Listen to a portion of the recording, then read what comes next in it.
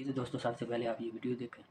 सुन्नियों की किताबों से पढ़ रहा हूँ नहीं बल्कि इमाम अहले सुन्नत की किताब से पढ़ रहा हूँ कि बचना है तो अली से जहन्नम में जाइए। लेकिन जब मैं हदीस में पहुंचता हूँ तो मैं सोचता हूँ या अल्लाह जो जहन्नम में जाएगा वो भी अली से बच नहीं सकेगा, इसलिए कि जन्नत लेना है तो अली के पास जाना होगा, लेकिन जहन्नम भी तो अली के हाथ से तकसीम होगी। अगर कोई इतना कट्टर अली का दुश्मन है कि ठीक है अली से ही लेना है तो मैं जन्नत नहीं लेता, अली से ही लेना है तो मैं जन्नत नहीं लेता, जहन्नम में जाना गवारा है लेकिन अली का चेहरा देखना गवारा नहीं है। कोई इतना कट्टर भी तो दुश्मन हो सकता है। तो मेरे नबी ने फरमाया जन्नत जो अली बांटेगा जहन्नम भी वही अली बांटेगा। पता चला जहन्नम में जाओगे तब भी अली के बगैर नहीं जाओगे।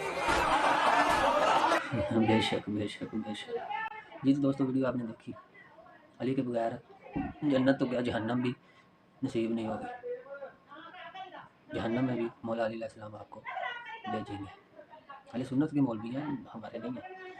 तो अपनी अपनी राय कमेंट में ज़रूर दें, वीडियो को लाइक करें, शेयर करें।